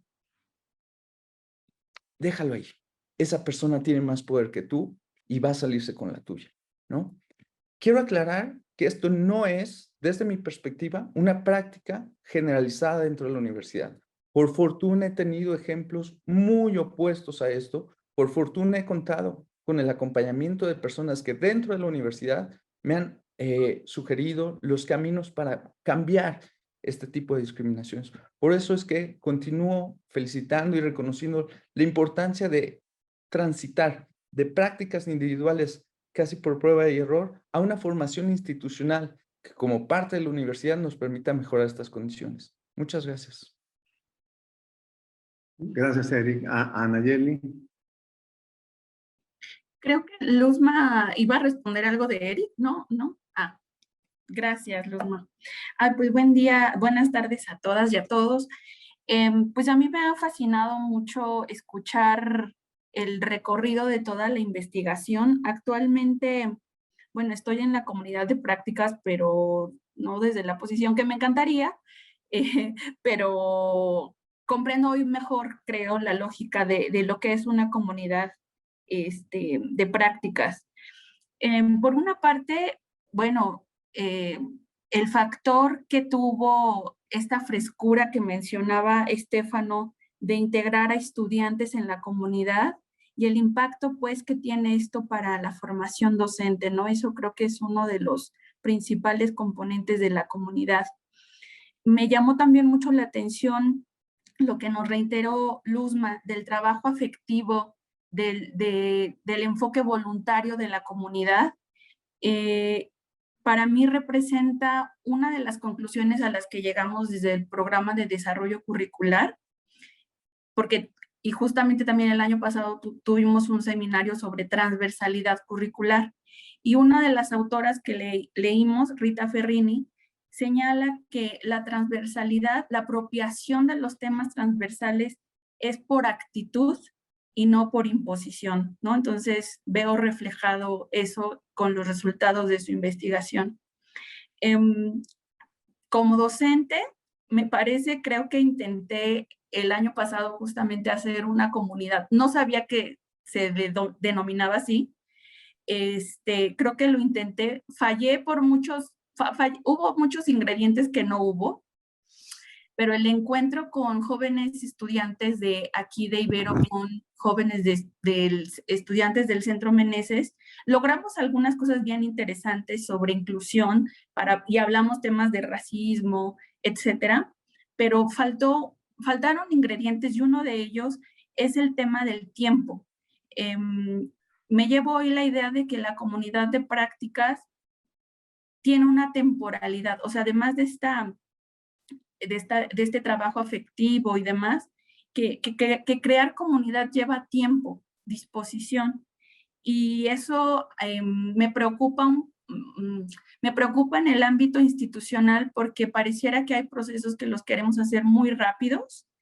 Y bueno, les felicito y les agradezco mucho la oportunidad y que sean inspiración para las otras comunidades de prácticas de la universidad. Muchas gracias. Gracias, Luzma. Sí, efectivamente, Anayeli, es una cuestión que lleva tiempo, ¿no? Y que aprovechando la presencialidad, creo yo que podríamos tener espacios justo para ir creando este clima de confianza primero, ¿no? Porque sí estas redes se dan pues desde una posición como muy genuina de intercambio, como muy de ganas realmente de relacionarte con otras y con otros primero, ¿no? De abrirte, de conocerte y ya después de empezar a chambear juntos, ¿no? Pero creo que sí, esta parte de primero ver con quién quiero trabajar, con quién me siento cómoda, cómodo, en qué grupo puedo abrir mis vulnerabilidades incluso, ¿no? O en dónde no, sí lleva tiempo, ¿no? Ahora, el tema de los conflictos, ahorita seguramente mis colegas van a complementar, pero me parece a mí que el conflicto afectivo y estas disonancias cognitivas que uno tiene dentro de temas tan picudos que a veces desaniman, ¿no? Yo he visto reacciones en la universidad súper chistosas así ante la violencia de género, ¿no? Y de, no, eso es muy triste, espera, mejor habla desde algo más lindo, algo más esperanzador. No manches, están viendo la crisis de feminicidios en el país y neta quieres que hablemos desde lo bonito. Estás viendo que nos quedan pocos años de agua y neta quieres que hablemos de lo bonito. O sea, como dice Donna Haraway, tenemos que aprender a vivir y aprender a morir, ¿no? En ese punto estamos de la humanidad. Aprender a vivir y aprender a morir dignamente, ¿no? Y como ahí también construimos esperanza. Y creo que esa esperanza se construye en comunidad. O sea, en el acuerpamiento, no en los grados académicos, no en el número de conferencias magistrales, ni en el número de papers publicados, sino en las comunidades de cuidados que uno va construyendo. Y el tema que decía Eric, yo creo que es un tema que vamos a seguir trabajando siempre, Eric. O sea, son estas dinámicas de poder en lugares como estos siempre se van a dar. Y el tema de los cuidados es de dos vías también, que eso es algo que me ha costado aprender, pero que he estado como reflexionando últimamente mucho y viendo cómo esta idea de los cuidados se está buscando en muchos contextos, ¿no? O sea, cuando tú te sientes así, vas a tener gente que te arrope. Pero también yo como profe y como directora, cuando me he llegado a sentir así, hay gente que me arropa, ¿sabes? O sea, esas dinámicas de poder son bidireccionales y creo que hay que aprender a cuidarlas y a nutrirlas. Y muchas veces esas se dan fuera de la cuestión institucional y se tienen que crear a veces de uno a uno o de grupo a grupo, pero va a ser difícil también que venga desde arriba. Entonces, por eso la apuesta por crear grupos, crear masa crítica, que sean comunidades de cuidado, comunidades afectivas y entonces que el cuidado sea recíproco, ¿no? Del estudiantado hacia el cuerpo docente y del cuerpo docente hacia el estudiantado, sin duda, protegiendo siempre a aquellos que se sienten violentados, débiles, discriminados, por supuesto, ¿no? Pero ir construyendo estos cuidados de dos vías, por ahí. Estefano. Sí, solamente rapidísimo, quería comentar que justamente lo que nuestra experiencia nos enseña es que es una experiencia incompleta, es una experiencia defectuosa, es una experiencia en proceso. O sea, en realidad hoy a lo mejor nos sentimos un poquito más fortalecidos porque pues también hemos sistematizado la experiencia y hemos vuelto a aprender a partir del análisis de la experiencia. Pero somos súper endebles. O sea, no hay una propuesta definida. Las propuestas se van construyendo todo el tiempo. Y en este sentido hay que seguir aprendiendo. Yo no creo que esta experiencia que tuvimos sea ejemplo de nada. Es una práctica defectuosa de algo que estamos buscando hacer y que vamos a seguir buscando hacer. O sea, y de hecho seguimos. Aquí está Elisa, aquí está, ahorita ya se me movió la pantalla, ahí está Elisa Gutiérrez, que también fue parte de la comunidad, está Letia y desafortunadamente no están otras compañeras y compañeros porque están en clase. Pero en realidad, o sea, no hay una manera. Hay mucha voluntad, eso puede funcionar. Entonces, eso es lo que quería comentar. Sí, Jocelyn. Hola, buen día a todos. Pues igual yo tuve el chance de participar en unas sesiones, después ya no pude por cuestión de tiempo. Igual me parece, como ya han dicho, como muy inspirador y en cierto sentido disidente. Yo me preguntaba, bueno, aquí desde pedagogía pues hemos intentado, también tenemos como una pequeña comunidad de más como de aprendizaje, que igual pues digamos, no es como lo mismo porque pues se requiere más tiempo, otros procesos, pero yo me preguntaba, creo que algo que caracteriza mucho esto es esto que mencionaban de, pues fue como participación voluntaria, ¿no? O sea, ya había como una intención de los docentes de aprender, de estar ahí, de abrirse, que aún así se tuvo que romper diferentes esquemas, ¿no? También como el equipo talachero, como lo mencionan.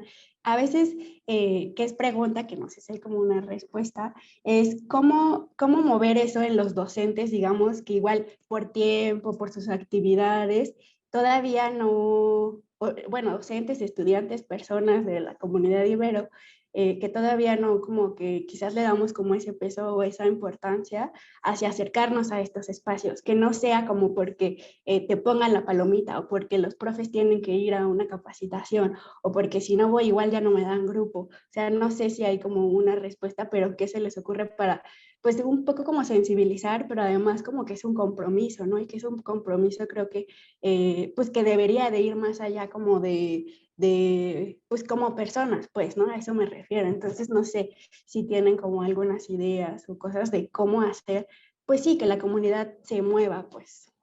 Gracias. Sí, Lalo. Muchas gracias. Tres ideas. Primero, agradecerles, pues Luzma, agradecerte por todo el trabajo, por todo esto que ha pasado. Y hace rato que escuchaba todas las exposiciones, particularmente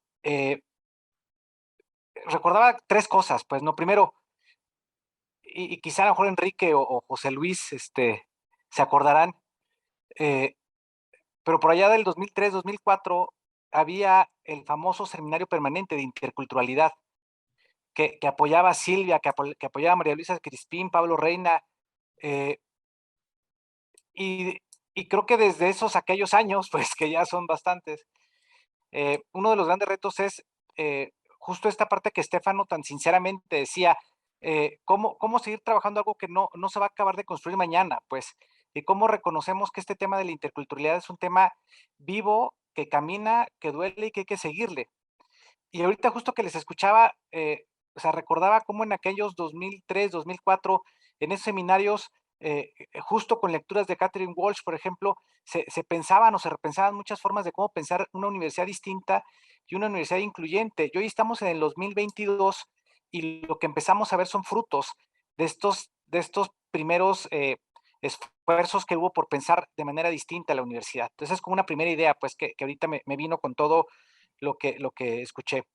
La segunda cosa que me encantó, pues, y que agradezco, justo es el sentido de fraternidad que tiene todo este proceso y me conmovió mucho este término ligado al anarquismo, porque finalmente la posibilidad que tenemos es pensar un modelo universitario distinto, con una docencia distinta, y pensarnos a partir de una politización muy clara, pues, ¿no? O sea, de asumir una postura ético-política con todos estos temas y la oportunidad que esto que ustedes están arrojando, de empezar a generar un proceso ético-político de todo lo que estamos hablando acá. Eh, y la tercera cosa que quería compartir es que, bueno, escucho ahora también muchos comentarios de cómo hacemos o cómo le hacemos, pues haciéndolo, pues, ¿no? De entrada, eh, creo que lo que seguiría con todo esto es esperar, pues, los documentos, pero también seguir, pues, como documentando todas las experiencias que han pasado en la universidad y todo lo que ha pasado en la Ibero en estos años. Y creo que si lo vamos caminando y estas comunidades se empiezan a hacer y se empiezan a acrecentar con los testimonios y los productos que en muchas áreas están trabajando, creo que podemos aportar a continuar con este diálogo. Y por último, también comentar que creo que valdría mucho la pena para enriquecer todos estos procesos. Creo que tanto en ARU como en servicio social hay un momento de memoria viva muy interesante de procesos de interculturalidad y también de procesos de vinculación hacia el afuera. O sea, yo creo que también valdría mucho la pena, en lo que sí se ha hecho en Ibero con el tema de interculturalidad, creo que valdría mucho la pena caminar con esas instancias que reconocemos que tienen algo y que han trabajado procesos que a lo mejor no hemos dialogado pues con esas instancias. Y creo que este es el equipo y el ambiente adecuado para hacerlo. Pues muchas gracias. Y desde el taller de integración universitaria, que es donde estamos ahora, pues acá estamos pues para seguir colaborando. Creemos pues que la construcción de estos procesos son clave pues para poder continuar en esta formación de estudiantes, más en los planes Manresa. Y acá estamos pues, ¿no? Y pues muchas gracias. Muchas gracias, Lalo. José María. Muchas gracias por la invitación y por cederme la palabra. No tengo cámara, pido una disculpa, pero aquí estamos. Bueno, lo que yo quería compartir un poquito, tocándome mucho lo que comentó Eric, es que las comunidades se construyen poco a poco y a través del diálogo y de la visión abierta. Creo que realmente la primera experiencia que tuvimos hace un año fue justamente eso. Prácticamente no nos conocíamos entre todos los que estábamos aquí participando, y a través de compartir tanto experiencias personales como situaciones profundamente interiores de cada uno de nosotros y de nuestra experiencia de vida, desde asumirnos como discriminadores hasta esta lucha cotidiana de transformarnos en no serlo, es lo que pues nos ha dado pie a seguir avanzando. Yo lo que les compartiría es que sumemos, sigamos en este proceso continuo evolutivo, y pues esto lo compartí el año pasado en esa primera comunidad que formamos, y ahora lo comparto con ustedes. El concepto de utopía que manejaba Tomás Moro, del utopos, el no lugar, es para mí muy bello cuando le quitamos la expresión interpretativa de lo imposible y lo entendemos como este no lugar que hay que construir todo el tiempo. Entonces, ¿cómo podemos llegar a esta situación de romper las discriminaciones todos los días, todo el tiempo? Construyendo y sumando, siempre sumando.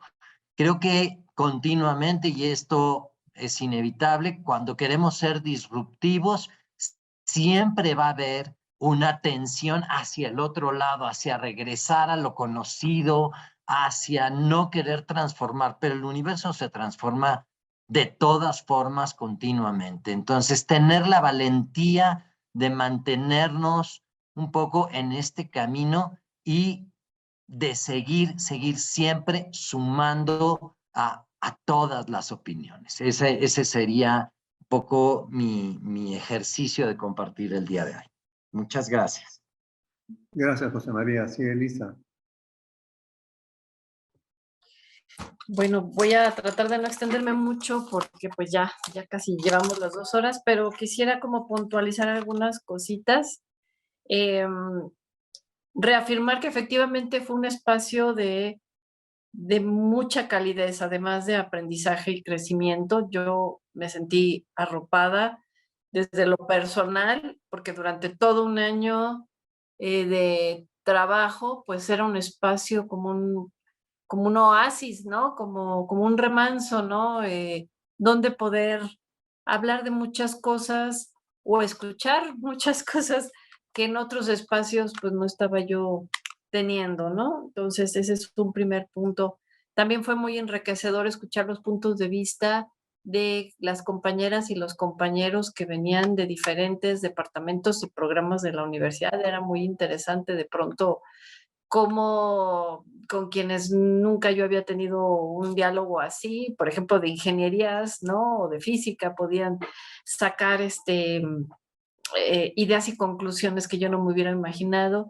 Y también fue muy lindo reencontrarse con personas con quienes ya habíamos tenido alguna colaboración, como Chema justamente, ¿no? Y como poder poner en palabras y poder acomodar en la cabeza y en el corazón experiencias que habíamos vivido previamente como proyectos de servicio social vinculados con los departamentos, ¿no? En este caso particular con arquitectura, y seguir viendo, para mí fue muy reconfortante seguir viendo cómo colegas que ya conocía van creciendo, van enriqueciéndose y van aportando muchísimo, ¿no? Y otros colegas que no conocía y que también me aportaron mucho, ¿no? Otra aportación muy importante de haber participado en esta comunidad de prácticas es que me permitió como voltear a la mirada hacia mí misma y mis prácticas, ¿no? El ejercicio del famoso anarcálogo, ya famoso ahora, fue muy interesante, ¿no? Como poder cuestionar cosas que yo ya daba por sentadas y que, bueno, pues modificarlas, cuestionarlas e intentar otras maneras, ¿no? Que en el camino a veces ha sido reconfortante y gratificante, y en otros casos, pues más bien todavía es como dicen por acá, algo no acabado, como es ensayo y error. Aquí con este grupo esto que hice diferente funcionó muy bien, con este grupo no. Entonces, pues seguir aprendiendo de esas experiencias que parten no de certezas, sino de incertidumbres, ¿no? De veamos, arriesguemos a ver qué sucede, ¿no?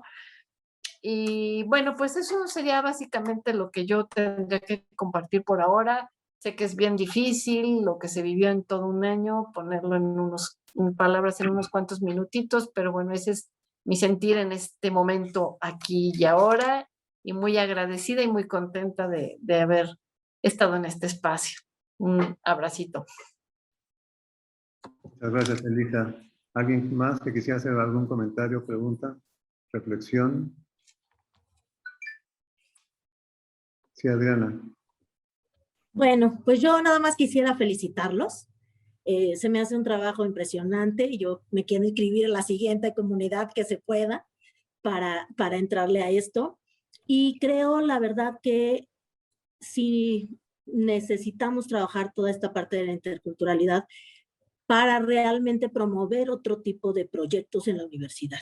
O sea, no podemos hablar de inter y transdisciplinariedad, ¿no? Si no reconocemos al otro, si no lo valoramos, si no pensamos en otros saberes que no sean los académicos, ¿no? Entonces yo veo como que esta comunidad y el trabajo con la interculturalidad es la base para muchas otras cosas pues para avanzar en muchos otros procesos dentro de la universidad, ¿no? Entonces, bueno, yo nada más quería comentar eso y felicitarles.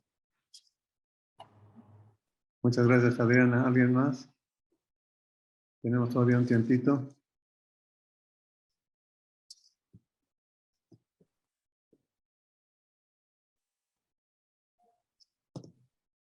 Bueno, parece que ya estuvo. Pues muchísimas gracias entonces a todos y todas por su participación, a Pati por organizar esto logísticamente.